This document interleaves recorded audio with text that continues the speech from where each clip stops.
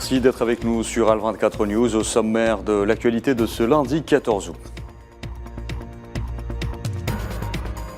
Au Niger, les autorités militaires annoncent leur intention de poursuivre le président renversé Mohamed Bazoum pour haute trahison et atteinte à la sûreté du pays. Énième épisode dans la normalisation du Maroc avec l'entité sioniste.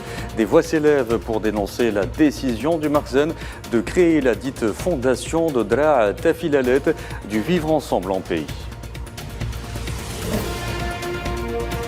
Les Palestiniens continuent de subir les affres de l'occupation des soldats de l'occupation sioniste ayant envahi le camp de réfugiés de Chouafat au nord-est d'Al-Quds occupé. Et puis une visite aux enjeux multiples. Le ministre chinois de la Défense, Li Shangfu, entame ce lundi un périple en Russie et au Bélarus. Il doit notamment assister à la 11e conférence de Moscou sur la sûreté et sécurité internationale.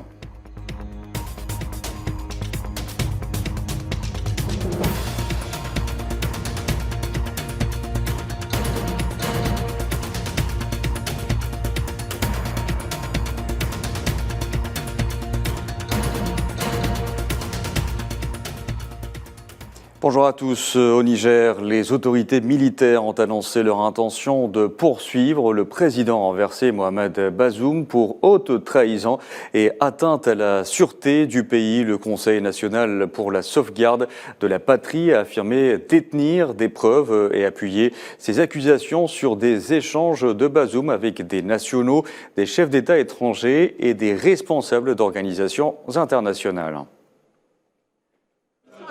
En tout état de cause, le gouvernement nigérien a réuni à ce jour les éléments nécessaires de preuve pour poursuivre devant les instances nationales et internationales compétentes le président déchu et ses complices locaux et étrangers pour haute trahison et atteinte à la sûreté intérieure et extérieure du Niger suite à ces échanges avec les nationaux, les chefs d'État étrangers et des responsables d'organisations internationales.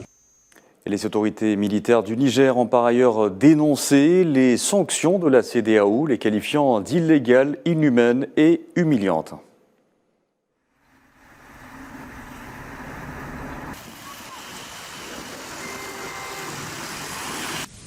Les autorités nigériennes de transition regrettent cette attitude d'une certaine communauté internationale qui consiste à manifester sa solidarité vis-à-vis de quelques politiciens du régime dessus et en même temps manquer d'empathie envers les populations nigériennes durement éprouvées par les sanctions illégales, inhumaines et humiliantes de la CEDEAO qui vont jusqu'à priver le pays de produits pharmaceutiques, des denrées alimentaires de première nécessité et de fournitures en courant électrique. Et pour sortir de l'impasse, les nouvelles autorités nigériennes affirment privilégier la voie diplomatique. D'ailleurs, une délégation du Conseil national pour la sauvegarde de la patrie a été reçue à Conakry par les autorités militaires guinéennes, auxquelles elle a demandé un soutien renforcé pour affronter les défis à venir. Ce que je voudrais dire ici, au nom du général Abdourahmane Tiani, était que nous étions, en tout cas le peuple nigérien, était très inquiet suite à certaines dérives. Dérives aussi bien sur le plan sécuritaire, dérives consécutives à des problèmes qui tournent autour d'une corruption endémique. Il importait donc que pour la sauvegarde de notre nation, nous puissions prendre nos responsabilités devant le peuple nigérien et devant l'histoire, afin de sauvegarder l'avenir de notre patrie, qu'est le Niger. En ce qui concerne la République de Guinée, nous sommes panafricains. Quand nos peuples ont des problèmes, nous sommes toujours présents et on sera toujours là. Et ce qui a été le cas pour nos frères du Mali, du Burkina et du Niger, pour nous, il n'y a que nous qui pouvons trouver la solution à nos problèmes. Notre position, elle est claire. C'est vraiment de faire face aux problèmes de nos peuples, qui est pour nous très très important. Et l'insécurité demeure une menace omniprésente au Niger. Hier, 6 soldats nigériens et 10 terroristes ont été tués dans des combats près de la ville de Sanam, une localité située dans la région de Tillabéri, dans la zone dite des 3 frontières située entre le Niger, le Mali et le Burkina Faso. En Somalie, l'armée a annoncé avoir tué 23 terroristes du groupe Shebab dans le sud du pays dans 3 opérations militaires menées à Boula Fouley dans les régions de Bay et au cours desquelles les soldats ont aussi détruit 3 bases du groupe terroriste.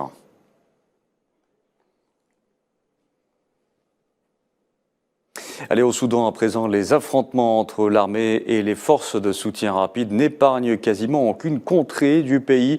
Des centaines de Soudanais fuient désormais Niala, au Darfour Sud, devenu le nouveau bastion des combats meurtriers. Mohamed Wali Ben Chaban. Plongée dans un champ de bataille et de conflit, la région du Darfour Sud se fragilise encore plus par l'instabilité sécuritaire et une dégradation massive de la situation humanitaire. Dans les dernières 48 heures, la deuxième plus grande ville du pays, Niala, a connu de violents affrontements entre l'armée soudanaise et les forces de soutien rapide. Au milieu de la panique, les habitants de cette province ont fui la zone. Je suis venue au Soudan car j'ai rencontré des problèmes là-bas. Je suis donc venue chercher refuge ici. Puis j'ai constaté qu'il n'y a pas de stabilité, pas de logement, pas de nourriture et pas d'eau. Je suis devant le Haut Commissariat aux réfugiés et je n'ai nulle part où aller et où m'installer. J'ai des enfants et je suis enceinte.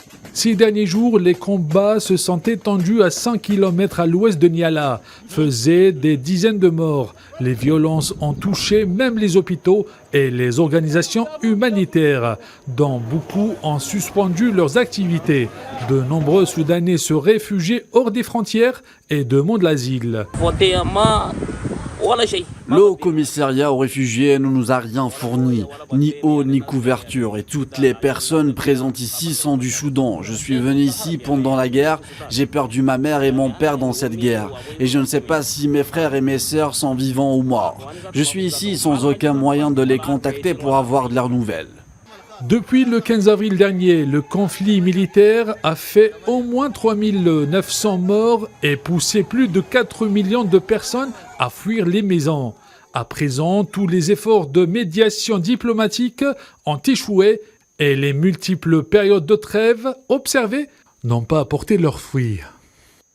En Afrique toujours, les 34 membres du nouveau gouvernement de la Guinée-Bissau ont été installés dans leurs fonctions hier en présence du président Umaru Sissoko Embalo qui a indiqué que la tolérance zéro serait appliquée dans la gestion des ministres. Ainsi, aucun détournement des fonds publics par un membre du gouvernement ne sera toléré.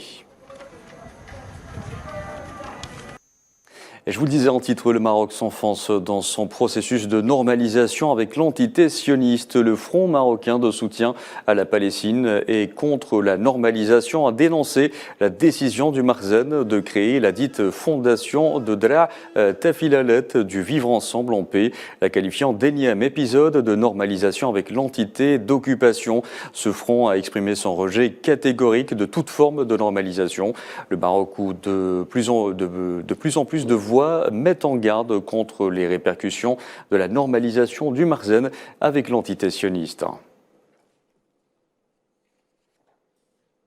Et pendant ce temps, les Palestiniens continuent de subir les affres de l'occupation. Ce matin, des soldats de l'occupation sioniste ont envahi le camp de réfugiés de Chouafat au nord-est d'Al-Quds occupé.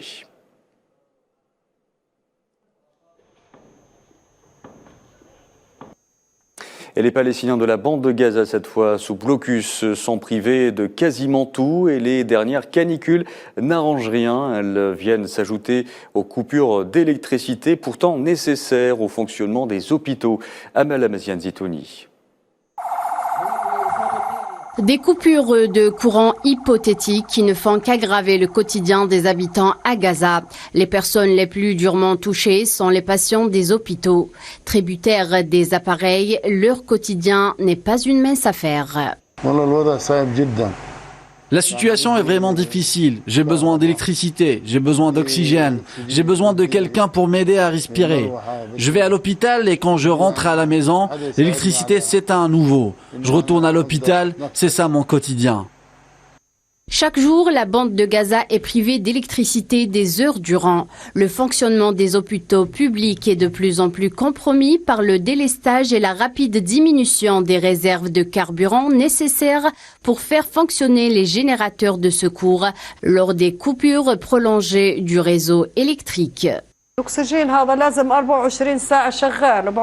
Cette machine à oxygène doit rester opérationnelle 24 heures sur 24, mais il n'y a pas d'électricité toute la journée. Nous avons besoin d'électricité car nous devons alimenter l'extracteur d'oxygène, la machine et le vaporisateur. Sans alimentation continue, mon mari éprouve des difficultés à respirer et peut même tomber dans le coma. Une vague de chaleur et des coupures de courant qui s'accroissent à Gaza ont laissé certains de ceux qui vivent dans l'enclave palestinienne surpeuplée avoir du mal à respirer. L'augmentation sans précédent des températures et les pannes de courant prolongées ont eu un impact négatif sur les patients en général, et en particulier sur les patients respiratoires. Comme vous le savez, les patients souffrant d'états de crise, d'embolie pulmonaire et fibrose pulmonaire ont également besoin de niveaux d'oxygène élevés et continus. Les coupures de courant privent les patients de leur droit à une ventilation régulière en oxygène et à des séances de nébulisation régulières, ce qui pousse les patients en particulier, les patients respiratoires, à continuer à se rendre à l'hôpital. Les coupures du courant imprévisibles, dans le meilleur des cas, durent désormais environ 12 heures par jour au lieu de 10 heures, alors que la demande de climatisation explose en ces temps de grande chaleur. Plus de 2,3 millions de personnes vivent dans la bande de Gaza sous un étouffant blocus imposé par l'antitessionniste qui continue de coloniser et de spolier une terre qui ne lui appartient pas.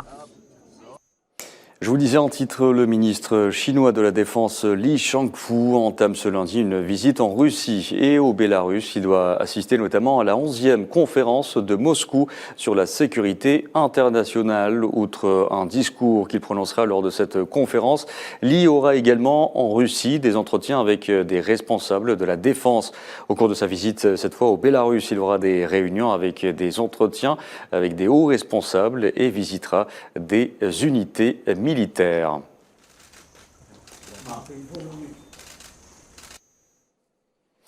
Dans la région, la Corée du Sud et les États-Unis ont annoncé ce lundi qu'ils organiseraient les plus grands exercices militaires jamais réalisés.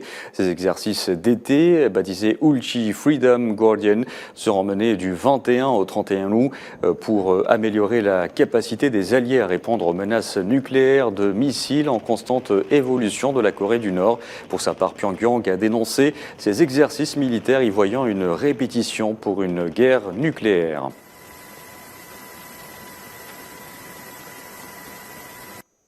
Dans l'actualité aussi, les candidats à la présidentielle équatorienne ont promis des améliorations en matière de sécurité lors d'un débat hier soir, quelques jours après l'assassinat de leur compatriote Fernando Villavicencio en quittant un événement de campagne. Le meurtre de cet homme de 59 ans dans les derniers jours de la campagne a envoyé une onde de choc dans ce pays sud-américain de 18 millions d'habitants où les crimes violents alimentés par des gangs transnationaux ont fortement augmenté ces dernières années. Nous l'avons déjà fait une fois. Nous remettrons la sécurité dans les rues pour qu'ils ne nous tuent pas et avec une main ferme contre le crime. Lorsqu'un criminel lèvera une arme à feu contre un citoyen, il saura qu'il recevra la balle qu'il mérite, que lorsqu'il attentera à la vie d'un Équatorien, il saura qu'il ira à un régime de sécurité maximale, afin qu'il purge la peine qu'il mérite en fonction du risque qu'il représente. Je propose donc de limiter l'entrée sur notre sol des citoyens ayant un passé judiciaire. Avec des informations de qualité, nous n'allons pas prendre de mesures vagues. Nous allons donner des réponses concluantes à la criminalité de droit commun et au crime organisé. Voilà, et on arrive à la fin de ce journal. Merci à vous de l'avoir suivi. Vous pouvez revoir ce programme sur le site d'Al24 News ou à travers nos différentes plateformes en scannant le QR code qui s'affiche en bas de votre écran. Excellent après-midi à tous.